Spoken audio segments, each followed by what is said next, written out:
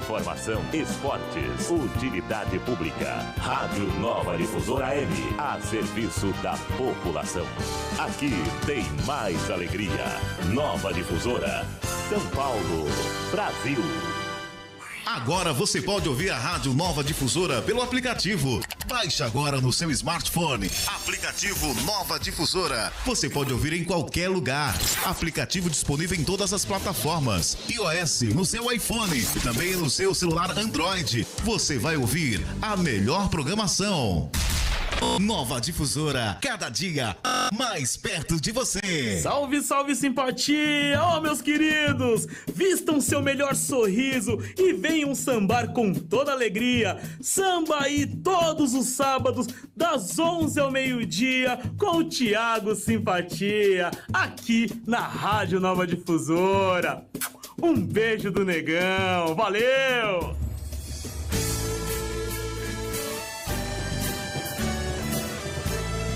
Não perca o programa MPBem, com o cantor e compositor Franco Alves.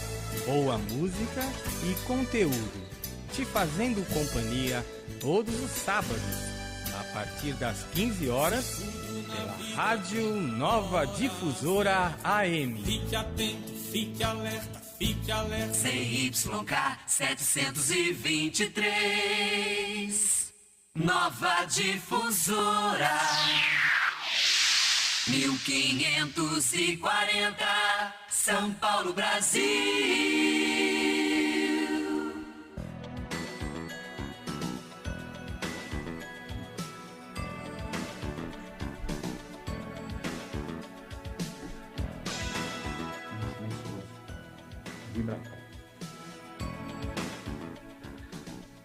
Olá, muito bom dia. Estamos começando o programa Eco Bagagens desse sábado. Hoje vamos falar um pouco sobre comportamento na sociedade, envolvendo no segundo bloco a questão emocional, mental, e nesse primeiro um tema super pertinente, que deveria sim ser discutido outras vezes, que é no nosso sistema judiciário, envolvendo questões penais. Eu estou recebendo a advogada, a doutora Vanusa Machado, que está conosco aqui. Doutora, muito bom dia, seja bem-vinda. Bom dia, Rogério, muito obrigada pela oportunidade. O tema é bem importante para os seus ouvintes, para toda a sociedade e para o próprio doente mental, quando ele é submetido a um julgamento ilegal. Perfeito. Também participa conosco o desembargador, doutor Kleber Aquino. Doutor, satisfação tê-lo aqui. Seja muito bem-vindo. Satisfação é toda minha, muito obrigado de estar num programa importante como o seu. E eu estou aqui para colaborar. Perfeito. Bom, essa questão envolvendo o cumprimento de legalidade no nosso processo penal é um tema, apesar da grande massa não estar totalmente familiarizada com os ditames do direito, é um assunto cada vez mais corriqueiro. E é um assunto que envolve aí, muitas vezes, algumas irregularidades no cumprimento das penas. Como a senhora vê hoje essa análise? Nós temos aí alguns casos que nem sempre são apurados, aferidos da maneira mais completa possível. Envolve também, muitas vezes, um certo desconhecimento por parte de alguns julgamentos, né, na questão quando se reporta ao juiz responsável do processo. São assuntos que devem ser permeados e discutidos, não é, doutora? Sim, Rogério. O que ocorre? O advogado de defesa, a própria família, ela entra com a documentação de psiquiatras, demonstrando que o preso ali, ele tem uma doença mental grave e que ele faz o tratamento. Mas o juiz e o promotor, em muitos casos, muitas vezes, ignoram esse laudo e não submetem o preso que cometeu um crime, ou eles acham que cometeu o crime, a um incidente de sanidade mental. E eles acabam agindo contra a lei e fazendo com que esse doente mental cumpra uma pena em presídio comum. O que vai acontecer quando esse preso, que é doente mental e deveria estar cumprindo pena em um ambiente hospitalar para que ele tenha um tratamento psiquiátrico, ele é colocado num ambiente prisional comum?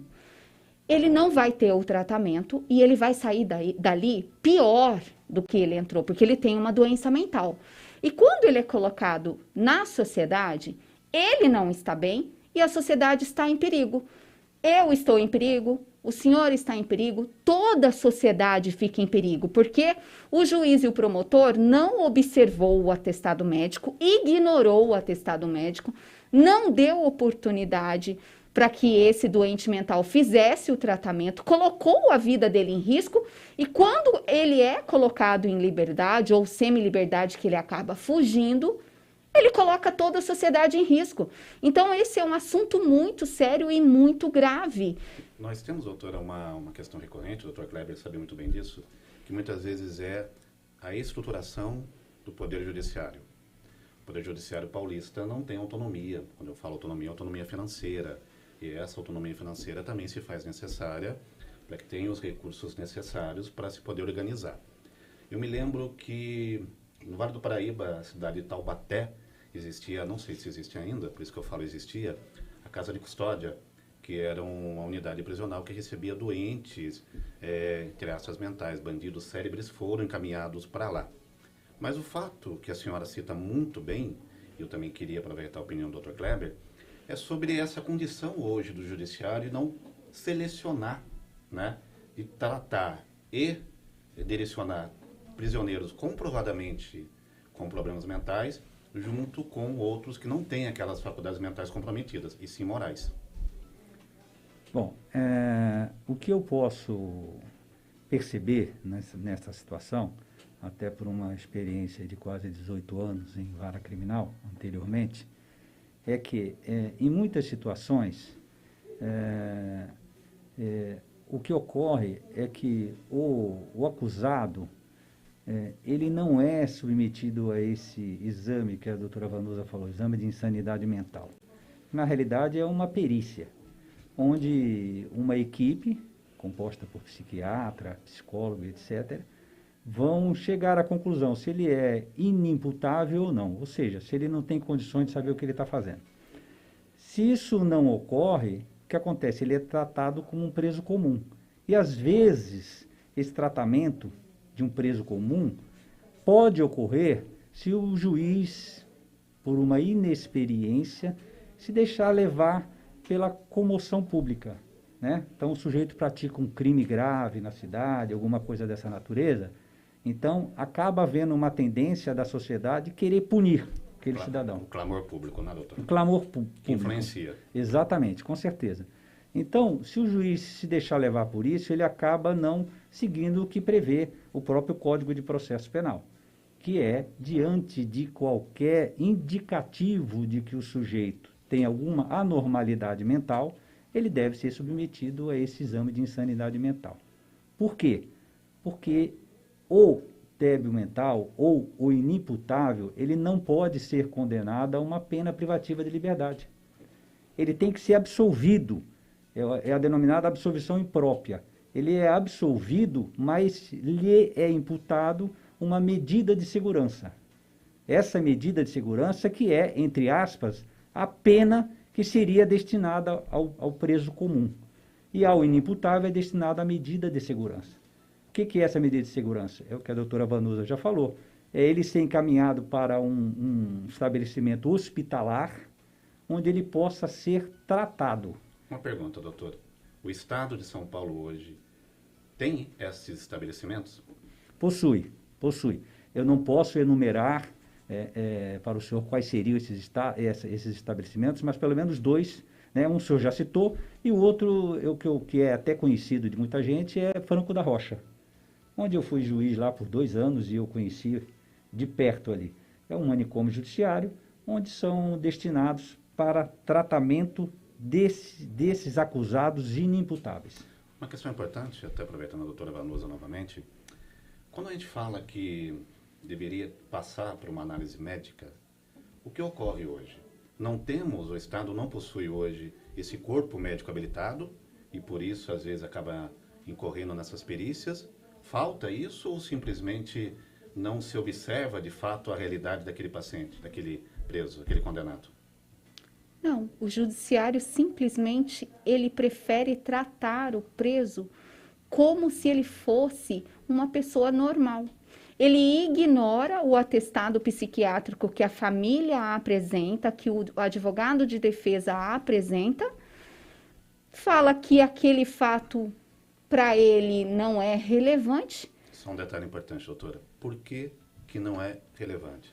Porque essa prova é dispensada para Porque ele simplesmente prefere condenar. Eu acho que eles estão tão no automático de que o preso fez, ou provavelmente fez, é grave, que ele prefere jogar aquele doente mental num presídio comum para cumprir, porque mesmo o advogado chegando, olha, o réu é doente mental, ele precisa cumprir a pena num ambiente hospitalar, porque ele vai colocar toda a sociedade em risco. Eles falam não. Indefiro o pedido para que ele passe por um psiquiatra, porque eu entendo que ele está bem, que ele é normal, e acaba deixando o preso nessa situação ilegal, em extremo abuso de autoridade. Por quê? Quando ele comete, o juiz e o promotor, esse abuso de autoridade, não é só em manter o doente mental preso num presídio comum, que ele vai trazer todo o prejuízo para ele, que não está fazendo o tratamento adequado, mas para a sociedade, porque ele vai sair dali pior do que ele entrou, e ele vai matar, ele vai cometer todos esses delitos que nós, a sociedade, achamos um absurdo, mas ele não tem condições de ser diferente, porque ele não teve garantido para ele o tratamento que ele tinha direito. Então, o juiz e o promotor acabam dando um ambiente para que toda a sociedade entre perca o direito de ter a sua vida resguardada, porque quando ele coloca o doente mental num presídio comum, e esse doente mental vai acabar sendo solto, ele vai sair de lá muito pior. Quando ele vai para a rua, ele colocou um doente mental monstro, porque ele não teve o direito ao tratamento. E esse doente mental vai cometer delitos muito piores. E a sociedade está em extremamente um risco para o seu filho, para sua mãe, para o teu pai, para o teu irmão. Toda a sociedade está em risco com o abuso de autoridade do juiz e do promotor. Eu defendo que, ao contrário do que muitos afirmam, o direito, sim, é uma ciência exata. Porque o direito nada mais é do que você propor fatos. E esses fatos devem ser analisados conforme os dois lados representam. Na sua visão, eu sei que é uma questão delicada até eticamente, mas pertinente. Como a doutora bem colocou, existe aí um problema, talvez, de entendimento e de conhecimento do real papel de juiz, promotor, nesse caso específico. Como é que o senhor analisa o comportamento dos seus pares? Eu entendo o seguinte, a doutora Vanusa está comentando, porque recentemente nós tivemos conhecimento de um fato existente nesse sentido. Mas é importante que fique claro, assim, que isso é uma exceção. Porque a regra é o juiz, percebendo essa irregularidade mental, essa insanidade, ainda que aparente, submetê-lo a um incidente de insanidade mental. Existe toda uma estrutura para isso ser feito. É fácil, basta o juiz determinar a suspensão do processo, determina que o réu seja submetido a esse exame. Com o exame, ele vai tocar a instrução normalmente, sem nenhuma alteração, vai ouvir as testemunhas, só que no final vai ter aquela diferença que eu te falei. Em vez dele condenar uma pena privativa de liberdade, se procedente a acusação, que fique bem claro, se procedente a acusação, ele vai absolver e determinar uma medida de segurança. Mas há casos excepcionais, como essa hipótese que a doutora Vanusa está citando, até porque nós tomamos conhecimento de um fato parecido com esse, em que realmente foi ignorado tudo. E o cidadão encontra-se cumprindo pena privativa de liberdade, sendo um doente mental. Esse fato é aqui no estado de São Paulo? É no estado de São Paulo. E se encaixa perfeitamente bem do que vocês estão descrevendo aqui? Sim, é exatamente como uma luva, eu diria. Porque o cidadão, desde o começo, a então defesa comunicou que se tratava de um esquizofrênico, paranoico, com atestado médico, né? O que já seria o suficiente para o juiz já falar, opa, se há dúvida quanto à sanidade mental dele, eu devo submetê-lo a um exame de insanidade mental. Sim. E isso não foi feito. Isso foi ignorado, ele foi condenado, uma pena de 12 a 30 anos, ele foi condenado em 17 anos. Agora, com que base se é ignorado fatos apresentados nesse processo, nos autos? Base legal nenhuma, só base de fato, né? E como o senhor analisa esse tipo de atitude? Eu analiso como um abuso de autoridade, é assim que eu analiso, né? E eu acho ainda que os tribunais, não só de São Paulo, como os tribunais superiores, se necessário for, vão tomar as medidas legais, vão tomar as providências legais, não só soltando um esquizofrênico paranoico que está cumprindo pena num estabelecimento penal comum, como responsabilizando quem determinou essa providência. Doutor, o direito no Brasil, ele possui aí inúmeras brechas. A sociedade também contesta, né, alguns casos. Nós sabemos que existem sempre inúmeras vertentes no que tange ao direito penal. Inclusive pessoas que talvez não tenham, né, as suas faculdades mentais comprometidas, que também muitas vezes se beneficiam disso para que consigam aí sua soltura, a sua diminuição de pena. Mas existe um fato muito sério, que é essa necessidade de estruturação do direito e cada parte realmente lidar e reagir conforme determina a nossa lei. Como fazer para que ocorra essa melhoria? O fato citado pelo senhor e pela doutora é um fato que mostra que não existe um determinado cumprimento dos fatos nesse caso específico. Deveria, sim, pelo que tudo foi apresentado, haver uma análise mais séria, médica, a respeito do paciente, já que foi apresentado um laudo de insanidade mental. Mas tem muitos fatos no Brasil que precisam ser melhorados. Como fazer isso? Olha, eu acho que isso é só mediante orientação, nesse sentido, né, de que os magistrados, os promotores de justiça precisam entender que eles estão ali, que eles são seres humanos normais, né, e que eles têm que entender a questão de uma forma técnica e não pessoal. Porque a partir do momento que eu entro numa causa e eu começo a julgar essa causa, me colocando numa posição pessoal, eu vou ser injusto ou imparcial, ou melhor, parcial, melhor dizendo, porque imparcial é a obrigação do magistrado. Eu vou ser parcial, e é isso que não pode ocorrer. Isso a orientação e a experiência traz ao magistrado, que com o tempo ele vai olhar, vai perceber, e veja, ele não tem obrigação de saber que o cidadão é doente. O que ele precisa ter é algum indicativo, algum indício de que ele é doente, só isso.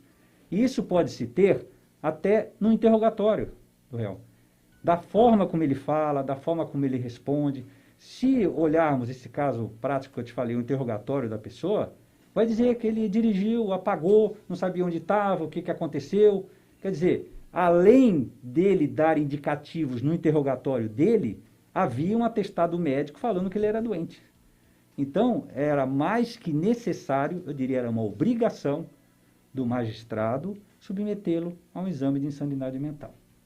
Doutora, essa questão, ela envolve também uma reavaliação séria da conduta dos nossos juristas. A senhora sente também essa necessidade? Não só, por exemplo, nesse caso citado, mas em outros casos aqui no Brasil? Eu acho assim, a advocacia, nós estamos para defender toda a sociedade. Inclusive, nós temos inimigos, né? Defendeu um preso, defendeu um doente mental que cometeu crimes. Não. Quando nós defendemos o tratamento, por exemplo, nesse caso, desse doente mental, nós estamos defendendo toda a sociedade. E o advogado, todos os advogados, eles não podem ter medo de enfrentar o juiz e o promotor para garantir a integridade da sociedade, porque quando o advogado ele não exige que o preso que é doente mental tenha um tratamento compatível com a sua doença, nós estamos deixando com que toda a sociedade sofra com essa inércia do judiciário, com essa omissão do judiciário. E estamos colocando toda a sociedade em risco. Depois não adianta falar, nossa, como aquele preso que era doente mental é monstro, que matou tantas pessoas, claro que ele matou. Ele foi colocado num estabelecimento prisional comum e o judiciário não se importou nem um pouquinho se aquela atitude dele abusiva em determinados casos, né, como o presente que nós estamos relatando, se aquela atitude dele abusiva e ilegal estava comprometendo não só a saúde mental e a integridade do doente mental, mas sim, ele está comprometendo, inclusive, a sua segurança, inclusive a segurança da família dele e de toda a sociedade. Então, eu acho, sim, que tem que ter, sabe, uma união dos advogados, dos juristas, para que exija, sim, para que bata de frente com o judiciário e exija em prol da sociedade, não é nem só do doente mental, exija que a lei seja cumprida. E, se for necessário, submeta esses juízes e esses promotores que assim se comportam a uma verificação se ele agiu em ilegalidade, em abuso de poder, comunicando corregedoria, CNJ, porque ele não quer cumprir a lei e quando ele assim o faz, ele coloca, repito, o doente mental em situação de risco e toda a sociedade. Eu acho que também falta, muitas vezes hoje, né, por tudo esse emaranhado de situações causadas no Brasil, a real distinção de quem realmente é doente mental e quem realmente se beneficia irregularmente da condição de doente mental para minimizar a pena. Acho que falta isso, não é, doutor Kleber? Eu acho que falta, sim, e às vezes há um equívoco e em determinadas situações até da própria sociedade, que pensa que o cidadão, alegando que ele é um doente mental, que ele vai estar numa situação privilegiada. Eu, nas aulas que eu ministrava, eu sempre falei, é melhor uma condenação à pena privativa de liberdade do que uma absolvição imprópria com imputação de medida de segurança. Por uma situação muito lógica. Não há prazo determinado para a medida de segurança, né? A não ser o limite máximo da pena que o cidadão foi condenado. Então, se ele foi condenado, se o crime é um latrocínio, por exemplo, cuja pena é de 12 a 30 anos, em tese, ele pode ficar 30 anos sob medida de segurança. Enquanto que se ele fosse condenado a uma pena privativa de liberdade, ele seria condenado a 12, 13, 14 anos, cumpre 2/5 da pena a uma progressão de regime. Então, ele vai ter muito mais benefícios se ele for cumprir e for condenado a uma pena privativa de liberdade do que a uma medida de segurança. Acontece que, eu estou falando hipótese que a pessoa alega que é doente mental, né? Acontece que o verdadeiro doente mental, ele necessita dessa medida de segurança, sob pena, como a doutora Vanusa ressaltou bem, sob pena dele piorar e ser um problema maior ainda para a sociedade quando ele voltar. Então, ele necessita, porque a medida de segurança, ela visa o quê? Tratar o réu que é doente. Por isso que é necessário. Agora, ela não pode ser alegada por um cidadão normal, porque às vezes ele pode ter uma situação pior ainda. Acho que falta uma melhoria coletiva. Sim. Entre todas as partes envolvidas. E o que é justo e de direito tem que ser cumprido. Falta também esse bom senso, esse entendimento. Agora, os advogados têm as prerrogativas que defendem eles no exercício da profissão. Mas, a senhora falou sobre essa união. Existe hoje uma união séria dos advogados no que tange a realmente se unir em defesa quando ocorrem algumas injustiças? Existe. Os advogados, eles têm se unido, eles têm protegido a classe, eles têm lutado por toda ofensa de prerrogativa. No atendimento do cliente, quando o juiz, ele se vê muitas vezes, né? Claro que nós temos juízes que se comportam, a maioria dos juízes e promotores se comportam adequadamente, seguem a lei, mas em alguns casos que eles enfrentam o pedido do advogado e tentam, inclusive, colocar o advogado numa situação comum, numa situação que para ele não é comum, das prerrogativas, toda a classe, ela defende as prerrogativas, eles vão para cima, toda a classe entra com um pedido, inclusive para ingressar naquele processo, para pedir um desagravo. Existe sim, excelência. Doutor. Como é que você vê, por exemplo, o papel hoje do órgão de classe, da OAB, da seccional, das subseções, unindo também a classe para que possa se unir para cobrar reivindicações justas quando fere o direito de um cidadão? Olha, eu vejo, eu veja, a OAB, ela é bem unida nesse sentido. Ela defende o advogado, ela está pronta para o advogado, ela tem interesse em defender a sociedade, não só o advogado, toda a sociedade. Quando um colega, tanto que nós somos orientados, nós temos reuniões, agora na pandemia não, mas nós temos reuniões na Ordem dos Advogados, que quando nós estivermos numa situação que um colega esteja tendo as suas prerrogativas ofendidas, porque quando o colega ele tem a prerrogativa ofendida de que ele não possa estar atuando em prol da sociedade, toda a sociedade perde.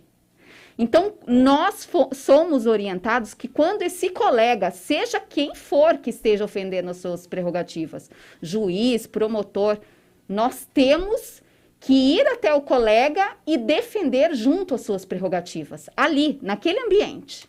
Doutora, eu não sou de fazer previsões, mas acho que, pelo teu perfil e motivação, deveria repensar o cargo de algum cargo da política de classe, viu? Acho que faria bem para a OAB. Doutor Kleber, estamos chegando ao final do programa e eu queria ouvir as suas considerações finais. Nós sabemos que existe aí um grande vazio na sociedade do Brasil, de um modo geral, no que tange a direitos. Citamos aí esse fato, mas existem outros. Na sua visão como desembargador, o que precisa acontecer de fato para que haja uma melhoria geral e a coisa caminhe de uma maneira mais justa?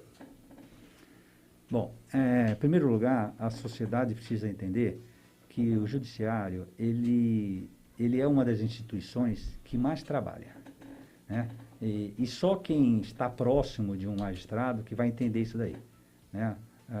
A doutora Vanusa tem acompanhado aí quantos finais de semana e até feriados que a gente trabalha tal para tentar manter o serviço. O nível, o volume de serviço é muito grande, Então, nós temos um país que ele judicializa tudo. Só para o senhor ter uma ideia, nós temos em torno de 40 milhões de habitantes no estado e poucos anos atrás, tínhamos em torno de 20 milhões de ações em andamento. Como a ação é uma proposta contra a outra, significa que está todo mundo brigando contra todo mundo. Então, é uma situação meio que insuportável. Então, uma situação confortável, teríamos que ter mais magistrados, teríamos que ter estrutura, tudo que o nosso presidente do Tribunal de Justiça, no momento, está brigando, está conseguindo, dando seguimento ao que os outros presidentes tinham feito. Então, o que precisa entender é que a gente está agindo da melhor forma possível. Erros todos nós cometemos, somos humanos, né? Mas para isso existem os meios legais. Existem os advogados, né? A doutora Vanusa que possa falar, para questionar e buscar a justiça. Ainda penso que a doutora Vanusa seria um nome interessante para a política de classe, pelo perfil dela. Obrigada. Bom, a gente está chegando ao final do programa, da participação do primeiro bloco, da doutora Vanusa e do doutor Kleber. Primeiramente, queria pedir as considerações finais da doutora e agradecer pela participação no nosso programa. Eu penso o seguinte, quando o juiz, né, ultimamente nós temos vivido muito isso, quando o juiz se vê diante de um clamor da sociedade, né, ele tem que pontuar se ele está ajudando a sociedade ou se ele está contribuindo em colocar em risco a sociedade.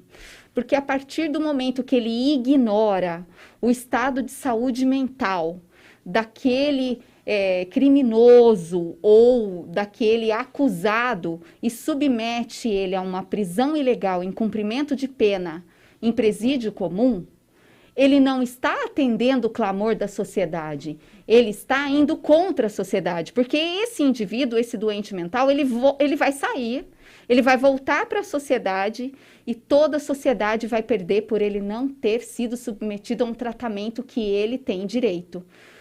Toda a sociedade vai ficar em risco com essa atitude ilegal de alguns juízes e de alguns promotores de não submetê-lo a um tratamento hospitalar psiquiátrico. Obrigado, doutora. Obrigada. Doutor Kleber, imensa satisfação tê-lo aqui. Novamente, quero as suas considerações finais e muito obrigado pela tua presença.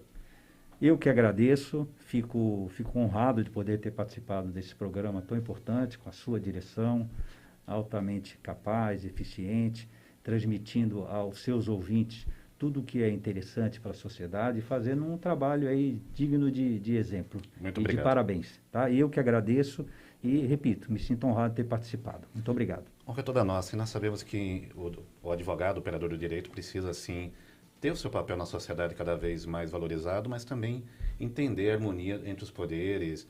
Sem isso, a gente não consegue transformar esse país. Bom, a gente vai falar agora sobre saúde emocional. Nossa convidada, a psicóloga Maria Laís, vai entrar no estúdio, juntamente com o Luciano Pereira. Enquanto isso, vou dando alguns recados aqui. Vavazinho, se puder focalizar a câmera aqui enquanto os nossos convidados vão tomando novos assentos, te agradeço. Você não quer focalizar hoje, Vavá? Não tomou café? Ah, não pode. Bom, obrigado novamente. Obrigada. Os outros convidados estão vindo, vamos falar sobre saúde emocional. Lembrando vocês que o Eco Bagagens também tem aí o seu conteúdo nos canais de YouTube. Nós estamos na TV para mais de 175 países. Aqui no Brasil exibido pelo Verity Channel. Na Europa pela Fox Internacional, na Ásia pela Asian TV, nos Estados Unidos pela plataforma do Haku. Nosso conteúdo da TV ele é semanalmente, envolve aí matérias específicas, pautas específicas que vocês podem estar acompanhando no YouTube, no nosso canal, para quem não consegue acessar. E todo sábado aqui na Rádio Nova Difusora, ao vivo nas ondas do rádio, também pelo YouTube. Tá bom? Bom, por favor, Maria Laís, estamos ao vivo, sente-se. Luciano Pereira vai participar também, se quiser tomar parte aqui no estúdio, por gentileza. Vamos falar sobre saúde emocional, estou recebendo a psicóloga Maria Laís. Muito bom dia, seja bem-vinda. Bom dia, muito obrigada pela presença, pelo convite, muito honrada por isso. Também conosco Luciano Pereira, diretor de produção do Eco Bagagens, muito bom dia. Bom dia, vamos lá. Saúde emocional é um tema que também envolve um pouco a continuação desse primeiro assunto que nós tivemos. Nós sabemos que a sociedade como um todo, hoje ela vive picos de instabilidade emocional. Tem gente que diz que a pandemia agravou e eu sinceramente discordo. Eu acho que a pandemia não agravou, eu acho que a pandemia revelou, tá? Eu acho que danos emocionais causados por pandemia, até reconheço que algumas pessoas tiveram, mas na minha humilde opinião, a pandemia veio revelar o que de fato acontece dentro do ser humano, uma sociedade doente. Não doente no sentido de psicopatia, mas doente em vários sentidos. Eu queria a tua análise como psicóloga, que você vê hoje sobre a saúde emocional da sociedade, os fatores, de um modo geral. Eu acho que foi muito bem colocado. A gente já vivia uma pandemia de transtornos mentais muito antes de vir o coronavírus. Mas com o coronavírus parece que isso foi escancarado. E de fato foi assim. Mas a gente já tinha altos índices de depressão. O Brasil já era considerado um dos países mais ansiosos do mundo. E tínhamos, claro, transtornos mais graves aí, enfim, que afetam vários pontos da sociedade, né? O bloco anterior falava sobre as repercussões disso no crime, no mundo, né, do judiciário. Também isso afeta muito a nossa economia e inúmeros outros setores também. Então, a gente já vivia realmente uma dificuldade muito grande em relação à saúde mental, principalmente pela ausência de uma educação emocional e por um certo tabu até sobre as doenças mentais. Você tocou num ponto super importante, educação. Educação Sim. É a base de tudo. Por exemplo, direito, que foi o tema do bloco anterior, deveria sim ser matéria obrigatória na grade curricular. Direito, educação financeira, educação sexual, educação ambiental, que na verdade deveria ser matéria básica do maternal até o último ano de faculdade, porque é uma grande hipocrisia você viver num mundo onde só existe o ser humano por causa da natureza e não se ter uma consciência ambiental, que não é só a árvore e planta, como muita gente acha, muito pelo contrário. Ninguém vive sem ar, sem oxigênio, 5 minutos. Então, temos que mudar o nosso entendimento. Mas o fato é, você tocou muito bem, uma educação emocional. Como se poderia se dar isso, ser constituído isso, na tua opinião? Bom, a educação emocional ela pode começar de modo muito simples, né? Quando a gente é criança dentro da nossa família. Mas imagina, é um grande desafio para os pais ensinarem sobre educação emocional se eles não foram incentivados a isso. A gente vive... Temos lacunas, Anaís. Temos várias lacunas. Então, é um grande desafio aos pais, à escola também. E de primeiro, assim, a nossa cultura, a cultura brasileira, eu acho que a cultura de outros países também, leva muito o distanciamento das emoções. As emoções, elas estão circunscritas no corpo. Mas quando a gente fala isso, soa como algo novo. A gente está falando de algo que é natural, mas que é algo novo. E aí a gente pensa assim, as emoções, elas estão circunscritas no corpo, elas vão ser naturais, tanto as de valência positiva, que são as mais fáceis da gente sentir, como felicidade, gratidão, satisfação, né, as emoções e os sentimentos. E as de valência negativa também, elas vão ser naturais. Então, a gente tem hora que a gente vai ficar triste, tem hora que a gente vai ter vergonha, vai ter medo. Tudo isso faz parte do nosso cotidiano. E a gente vai, ao longo do dia, ter uma alteração desses humores, né? Que também é natural, até um determinado ponto. Mas a grande dificuldade é que a gente, às vezes, não consegue nem nomear. A gente não consegue nem compreender o que a gente está sentindo.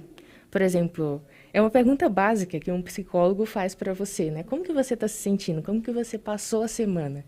As pessoas, quando escutam isso, elas ficam pensativas, como se fossem fazer assim uma verdadeira pesquisa científica delas mesmas. Vamos fazer um teste? Vamos fazer. Luciano Pereira, como é que você está se sentindo?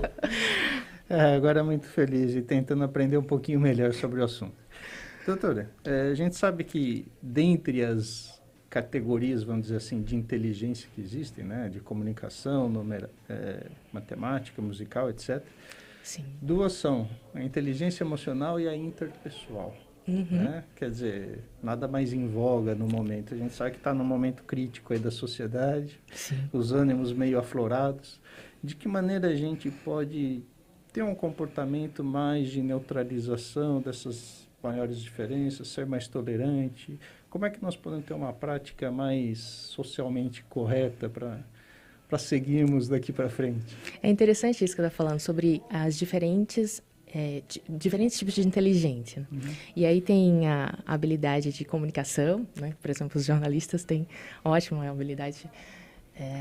As habilidades de você ter inteligência emocional, e é um recurso hoje que é super exigido e é um grande diferencial no mercado de trabalho. De você não trabalhar só com as hard skills, que são aquelas que a gente desenvolve na escola, né? Ao longo do nosso desenvolvimento escolar e acadêmico, mas também as soft skills, que são as habilidades que a gente vai construindo ao longo das nossas experiências. E a inteligência emocional, e tanto a inteligência dessas relações interpessoais, elas são muito importantes, mas a gente vem perdendo essas habilidades, até por conta do isolamento social. O isolamento social, por exemplo, essas máscaras, elas são muito necessárias, mas elas nos limitam à comunicação. O isolamento é necessário, mas também nos limita à comunicação. Porque com o outro, a partir do outro, você vai modulando. Por exemplo, imagina você uma criança, um adolescente, até mesmo um adulto. Você, nas diferentes experiências, você vai aprendendo como se comportar, como reagir. Você vai aprendendo como nomear suas emoções, como aceitá-las, porque tem um momento, né, que a gente precisa aceitar o que a gente está sentindo, reconhecer depois que a gente reconhece, e depois você gerenciar tudo isso. Por exemplo, não é porque você está com raiva que você vai explodir, mas você pode modular a sua raiva, demonstrar sua raiva ao outro de um modo assertivo. Mas aí vamos lá, quando você fala em outro ou outros, existem dois pontos principais. Primeiro, é o relacionamento seu consigo próprio. Ótimo. E o outro é o relacionamento com o outro, e muitas vezes o outro também não está suscetível, não a aceitar, mas a tentar entender as reações emocionais daquele parceiro, companheiro, amigo, enfim. como lidar nesse sentido? Porque, na verdade, é uma fonte constante de conflitos, ou pode ser de conflitos. Falta hoje uma educação emocional, um entendimento para se entender também o outro? Sim, é interessante isso que tu estava falando sobre primeiro o nosso relacionamento conosco. Primeiro você precisa ter uma boa relação consigo mesmo.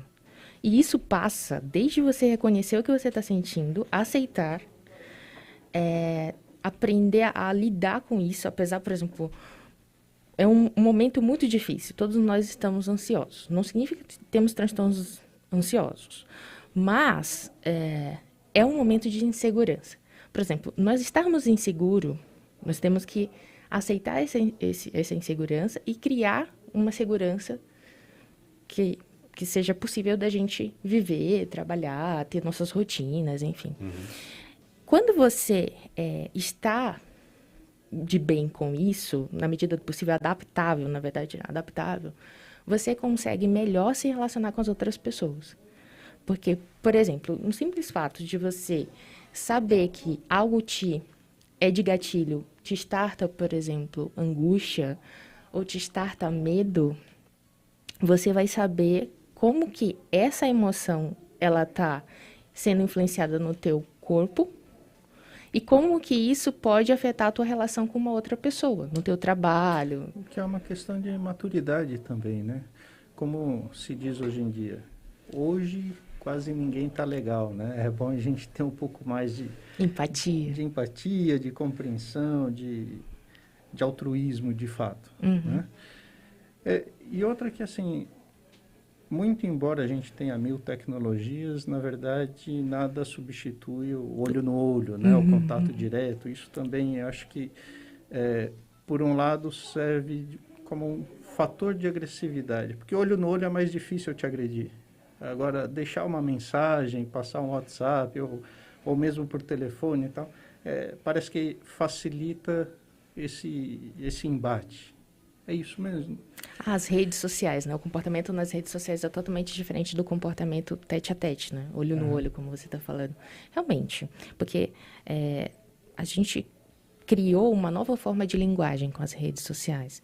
E aí essa linguagem que é permeada no olho ao olho, ela é muito permeada pelas emoções.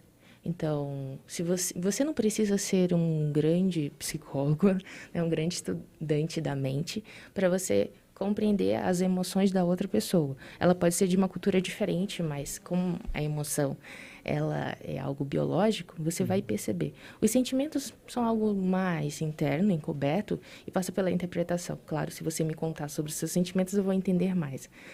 Mas essa relação que a gente tem de mudar o formato da comunicação e ir para a internet, né, para o modo da comunicação online, ela possibilitou... A gente perdeu muito da comunicação real e a gente perdeu também repertório, perdeu habilidades. Por isso que a gente até está se tornando mais agressivo. Hoje, pela manhã, eu estava no Instagram observando a postagem de uma colega que estava delimitando que as férias dela iam começar. E ela estava se queixando sobre essas mensagens que chegam depois das 20 horas, que são de trabalho, e a gente já está no nosso repouso do lar, né? E as mensagens estão lá chegando, pipocando, e a gente fica cada vez mais tenso, mais ansioso, e isso vai afetando a nossa saúde mental. E aí, preocupado, a gente não dorme bem, vai para o trabalho no dia seguinte.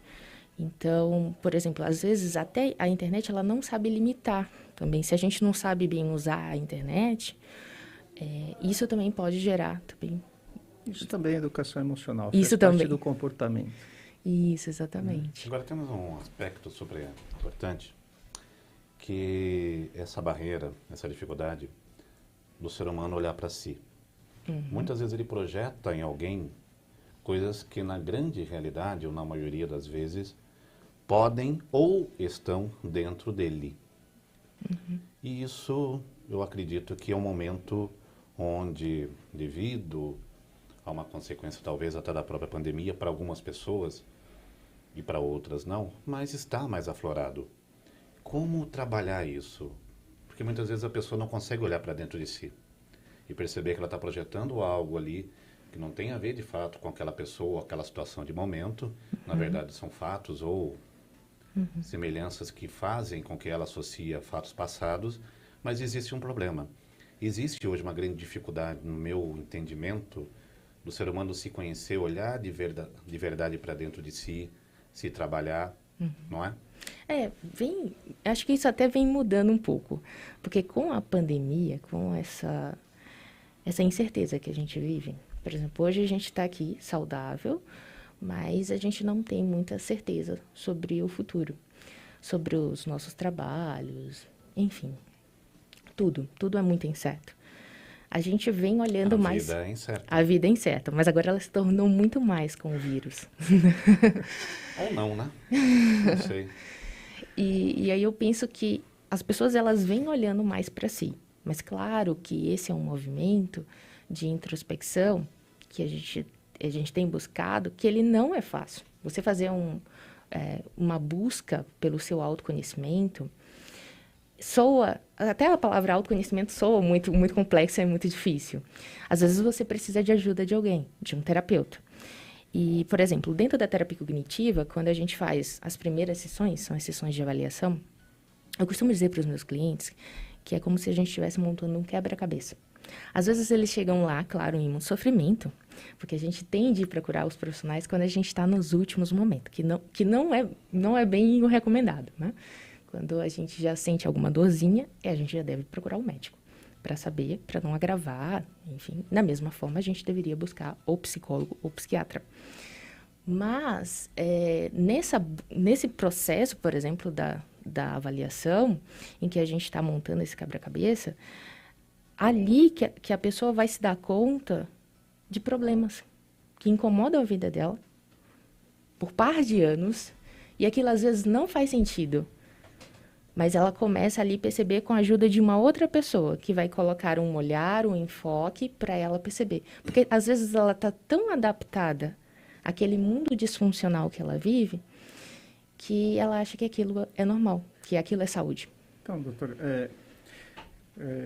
me corrija se eu estiver errado, mas quando você tem uma dor no corpo, parece um negócio mais objetivo. Questões psicológicas ficam num nível de sutileza que às vezes nem todo mundo percebe. E quando percebe, já está embarcado numa situação mais crônica. Né? Tem um ditado que diz, a gente não manda no coração. Mas a grande maioria das emoções são, sim, administráveis. Né?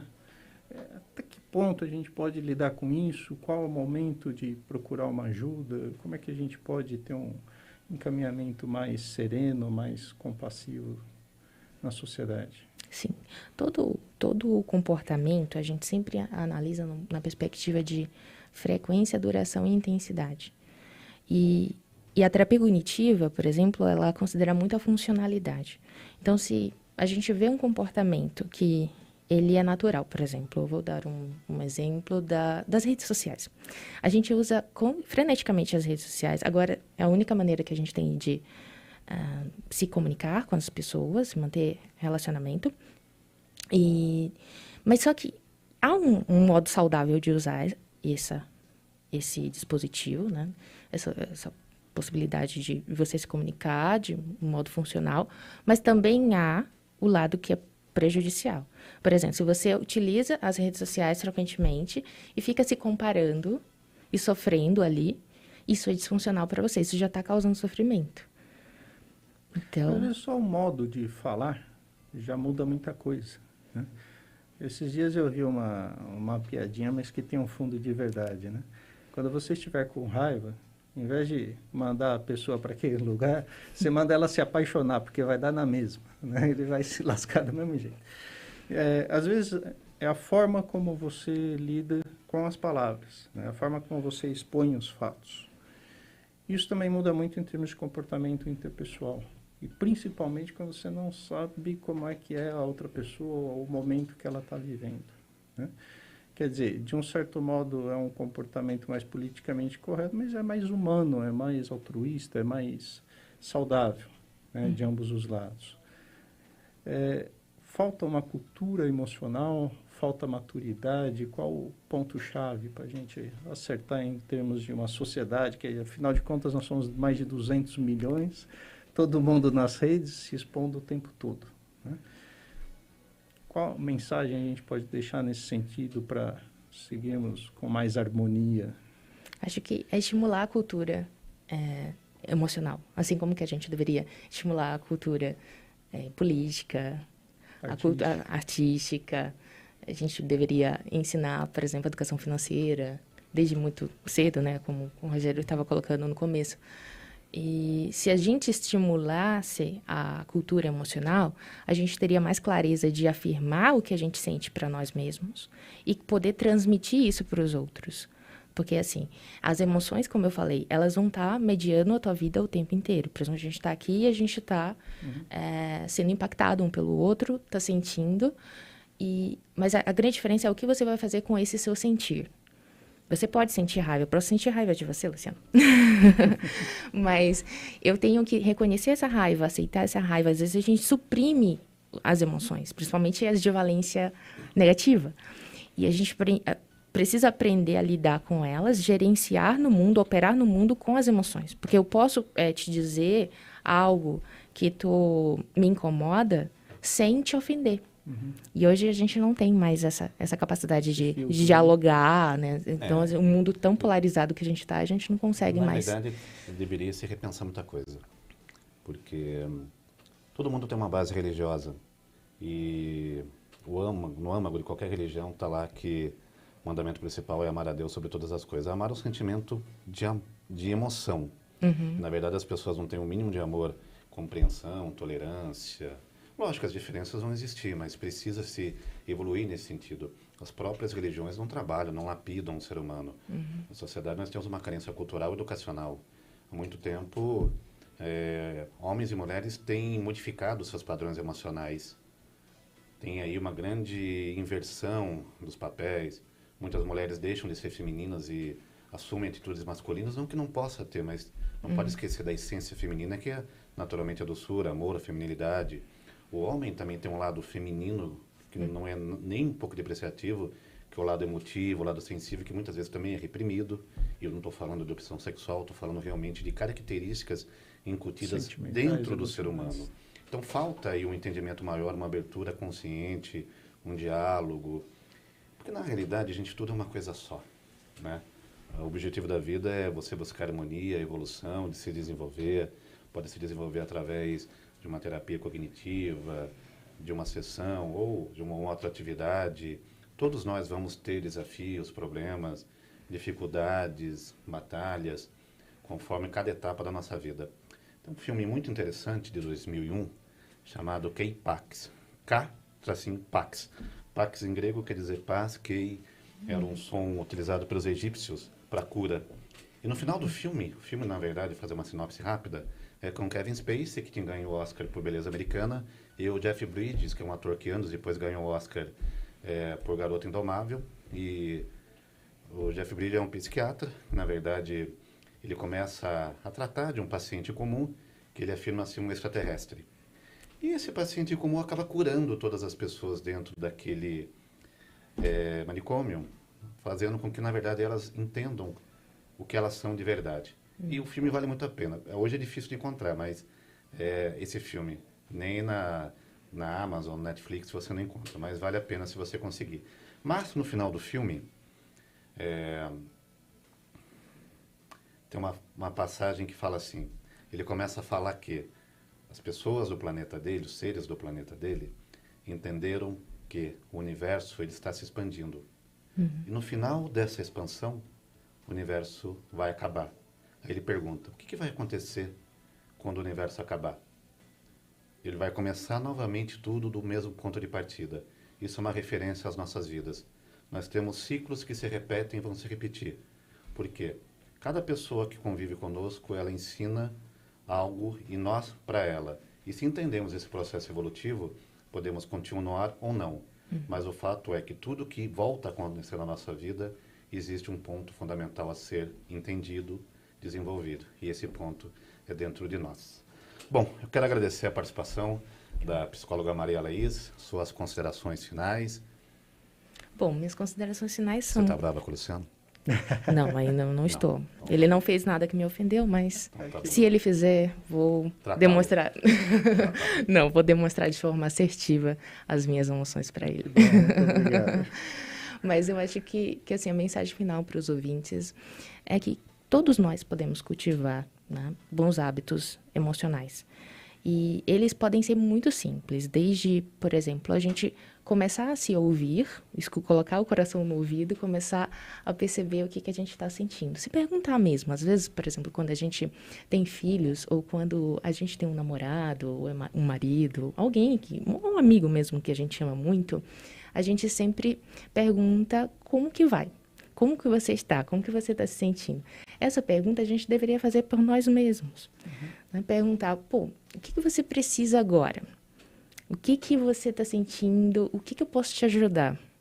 E a gente fazer isso, desse pequeno cuidado com nós mesmos. Às vezes a gente precisa dormir um pouquinho mais.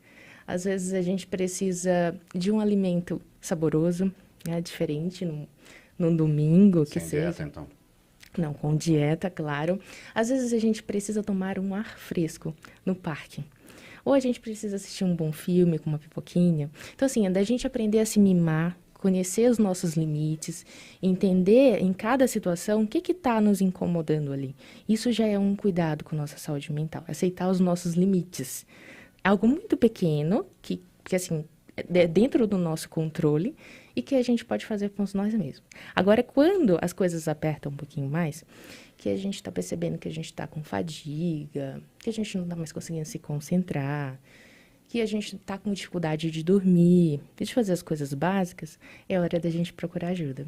E não tem problema nenhum a gente procurar um psicólogo, a gente procurar um psiquiatra, um médico, alguém que possa nos orientar em relação à nossa saúde. Muito obrigado, Laís. Tá. Luciano?